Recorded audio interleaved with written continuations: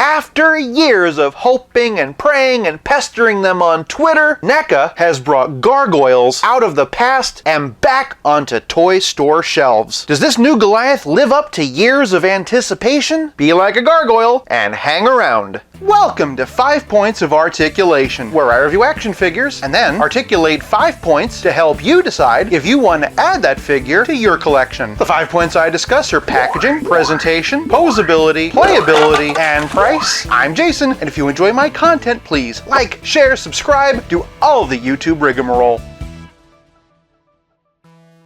Starting off the packaging, and this box is gigantic. It features promotional art from the show, which is absolutely gorgeous. Just look at all that detail in the background. Great product shot on one side, different product shot on the other, logo at the top. Side note, I really appreciate how they use the brick from the actual show. Credits on the bottom, UPC for those who want it, and more product shots on the back. If you're curious what that says, you can pause and read it now. But what I really want to do is open up this flap. Bum, bum, bum, bum, bum, bum, bum, bum. Another incredible shot on the inside, but this is what it's all about. Just look at it. Layer upon layer of awesomeness. And if you want to take out the insert tray, this is pretty cool too. Kinda reminds me of Batman the Animated Series. I'm pretty sure it goes without saying, but for packaging, I'm giving Goliath 1 whole point. Moving on to presentation, and to the top of his head, Goliath stands at 7 3/4 inches, his tail is about 8.5 inches, and his wings are a whopping 11 inches each. Put them together, and Goliath has a 21-inch wingspan. Starting off with the head, there is a slight amount of gappage on the hairline of my figure. There's also a little bit of bleed around the eyes, but you can't deny that this sculpt is perfect. Even the hair, which should absolutely not work in 3 dimensions, looks spot on. Body-wise, he's sufficiently bulky, and I really appreciate the shading. It adds just a little depth without being overbearing. We see all that same musculature and shading in the legs. There is some great texture work on the belt and the loincloth, and I'm a little surprised to see the Goliath is going commando.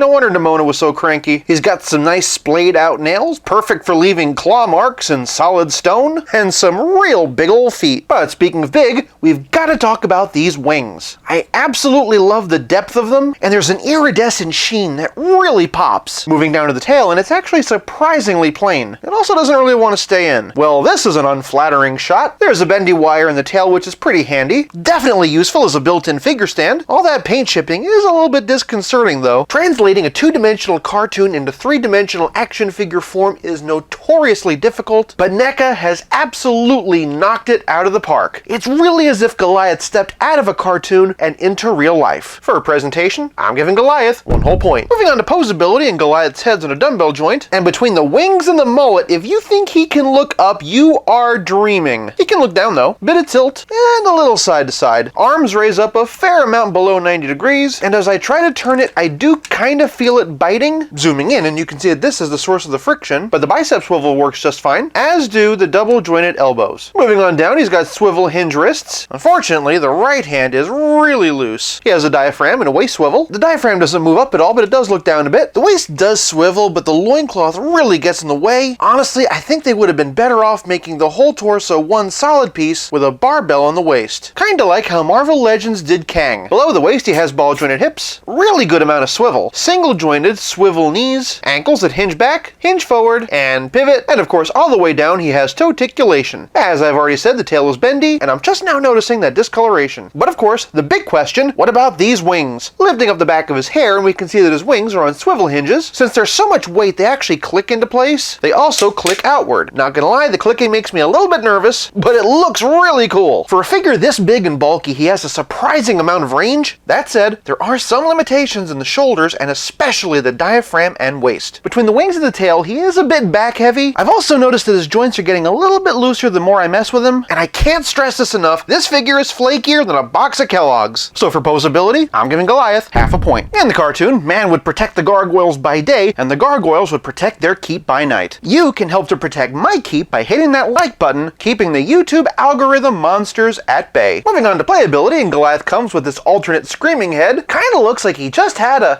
Jalapeno, jalapeno, jalapeno, jalapeno. As a running gag and catchphrase on the show, I absolutely love that they included this, but do be warned, if you ever drop it, this jalapeno will be a very tasty treat for your carpet goblins, and you will probably never see it again. He also comes with these alternate fists, as well as this book, and a book holding hand. Some collectors were a bit let down they didn't come with a more compact option for his wings. Luckily, NECA revealed that a more folded over cape-like option would be packed in with Bronx. And come on, who's not gonna get Bronx? Fun fact, Bronx is actually my favorite. And when you look at the kind of dog I have, who could have guessed? Oh, by the way, this is Bertha. But playability is more than just excuses to show off how cute my dog is. It's also about how well your figure plays with others. For winged character comparison, here he is with Man-Bat, and Man-Bat, and Man-Bat, and Man-Bat. Can you tell I like Man-Bat? And sticking with DC, here he is with Hawkgirl and Batman Beyond. For a Marvel comparison, here he is with Archangel, and if Goliath moved in between takes, it's totally not because Archangel fell over.